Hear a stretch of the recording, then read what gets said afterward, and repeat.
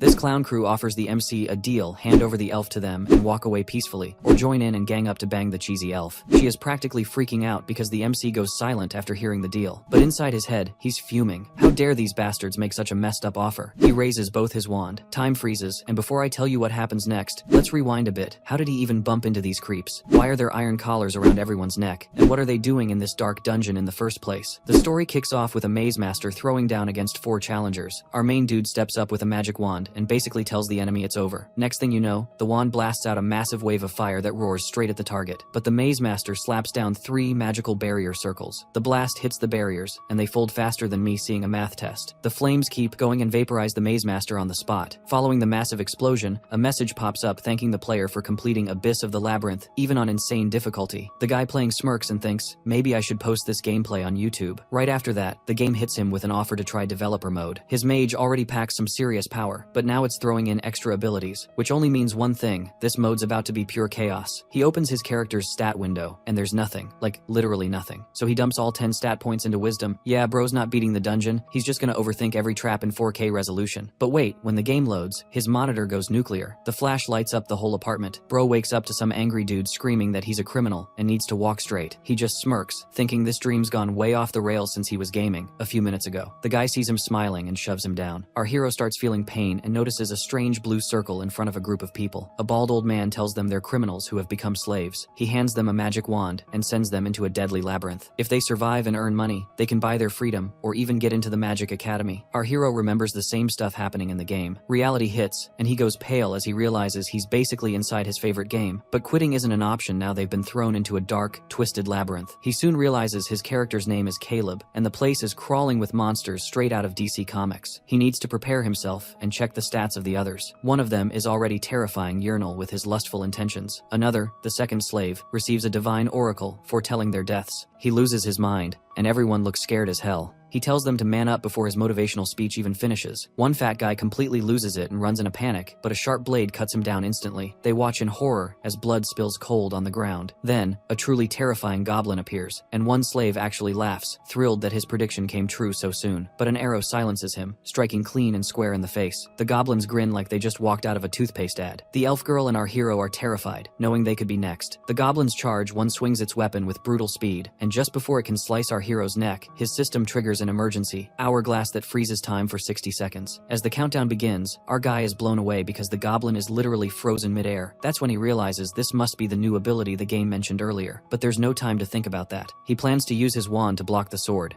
But as he moves slightly, one action point drops, pissing him off. That's when he notices the system prompting his goofy wisdom to cast Fireball. He realizes the system has live command input, which is honestly pretty dope. Anyway, he moves his wand, losing 1 level point. He aims at the goblin, there goes another. Then he thinks maybe he should target the center, dropping yet another point. When the system warns that he's out of points, he couldn't care less, and fires anyway, knowing the time freeze is about to end. As the countdown finishes, the skill enters a 60-second cooldown. Flames condense at the tip of his wand, just as the goblins begin to move again, and then the fire bursts out, nearly annihilating them on the spot. The elf girl stands in shock, and as our hero realizes the goblins are truly dead, he exhales sharply, knowing he was just inches away from losing his head. He musters up some strength, reminding himself that he knows the mages in this game better than anyone. He needs to find the exit gate and trustworthy allies to fight through the monsters. He asks Yahello what kind of magic her wand uses. She's scared and barely manages to reply. It's a lightning wand. He tells her to use it on the enemies since they have no other choice but to fight. Our hero still doesn't know who or what threw him into this game, but one thing's for sure, whoever did it is going to regret it. A few years back, a huge labyrinth appeared, spilling monsters all over the world. The chaos wiped out countless adventurers and mages. To train new labyrinth explorers, they started throwing slaves inside, keeping only those tough enough to survive. That's basically what the game is about, though our boy isn't sure how much of it is true, so he's careful not to take anything for granted. The blonde elf with our boy hesitantly introduces himself as Yahello, and our introduces back, and they walk with an awkward silence. She finally speaks, saying Caleb talked quite a bit on the ship, but now he feels really quiet. Our hero gets the hint from people that there must be more people familiar to him, which means he needs to be careful. When our boy doesn't answer, she tells how she gets slaved by unjust drugs accusations. Realizing the girl is scared, our hero tells her to quiet down. Out of nowhere, the system shows an hourglass with a countdown. Our hero can't understand why it starts, if he has stepped on a trap. It tries to calm down, thinking most traps on the first floor are usually something that pops out of the wall. There aren't any holes on the urinal side of the wall. He scans on his side and ceiling too, and it's all clear from any holes. Now the trap must be from the floor, which is further like a spike trap, an explosive nail trap, a poisonous gas trap, or a falling trap when the floor collapses. Now the hourglass activation gives him enough time to figure out the possible trap, but leaves him no time to prepare. He steps ahead out of all options, along with Yahello. But this goofy girl accidentally hits our guy's foot and loses balance and steps on the deadly trap. Our hero warns that it will activate once she lifts the foot. She asks what she should do. Our hero asked her to grab heavy barrels while he pressed the same block in place of her. But trusting Yahello is his biggest mistake, as 30 minutes passed, and she hasn't returned. She doesn't know if she got stuck in the new trap or faced a monster. While he thinks of being more selfish, a voice calls him. It's our goofy girl, who somehow rolled a heavy barrel to him. After they put it on the trap, Caleb uses his telekinesis magic wand. He says move, and the barrel moves aside, and the surface explodes. Our hero knows that this place is filled with traps like this, and monsters too. A glowing screen pops up, asking for stat points. Our guy dumps it all into wisdom and keeps going. It's only the first floor, so he's chill about it. He wants to test the hourglass and spell casting to see if it eats his action points. Just then, a goblin steps in, and our hero is not afraid, but the goblins grins wider as they are armed with bows. But who cares? Caleb activates the hourglass, uses the fireball magic. Time freezes and the fireball cooldown countdown begins. As he uses the fireball magic, his one action point reduces. The fire blows out of the wand and thrusts towards the goblins. It hits the goblins, cooking them right on the spot. Caleb realizes he can fire off 4 fireballs in one turn. He's basically a walking flamethrower now. Yahello is shocked, saying he has both rapid cast and chantless cast, which is crazy rare. But then she gets sad, thinking she's bad at magic. Caleb looks at her and knows she's still an elf, so there's definitely some hidden potential waiting to come out. He asks how far she can jump. She thinks for a bit, then says, maybe 4 meters. That catches him off guard, since it means her agility's actually solid. He gives her a bow and tells her to test it out. She takes it, saying she's used one before and feels good with it. Our hero tells her she'll cover them from the rear, so he'll take her staff. She happily agrees. Suddenly, she senses something coming toward them. They glance around but see nothing. Our hero tells her to close her eyes and tosses a few balls on the ground. She instantly identifies the number and distance of each one, convincing him she has an ability to detect movement through sound. She then tells Celeb that 4 people are running toward them. Our hero feels uneasy. Any surviving party in this labyrinth is a potential threat. They hurry to a corner and hide, listening to the approaching footsteps, sweating as they wonder what to do next. Finally, our hero musters some courage and steps out in front of them. Pointing his staff, he demands to know why they're following. One bald man says they have no quarrel with him, but he'll need to hand over that spicy elf. The bald leader says their weapons can't break his shield anyway, so fighting is useless. He even tells Caleb to join them, saying they can share the elf together. Yahello is shaking, calling out to Caleb, but he stays quiet for a moment. He's shocked anyone would even think of something that messed up. Then he fires back, telling them to get lost, and Yahello actually gives a small smile. The goons ask if he's joking, but Caleb stands firm with full confidence. The leader gets annoyed and orders his archer to take Caleb out. Right before Yahello releases her arrow, Caleb activates the hourglass. Time freezes, and he notices all the enemies standing in a puddle. Perfect setup. He casts a lightning shock, sending electricity straight into the water. He knows it'll make them drop their weapons, so he follows up with a fireball aimed right into the puddle. With only one action point left, he targets the bald goon and uses it without a second thought, completely draining his action points. Time unfreezes and the goons freeze instead, shocked by the sudden fire and lightning around them. Lightning hits the puddle, and they instantly regret messing with a mage. Their weapons drop as a fireball lands in front of them, filling the whole area with smoke. Baldy panics and tells everyone to run, but before he even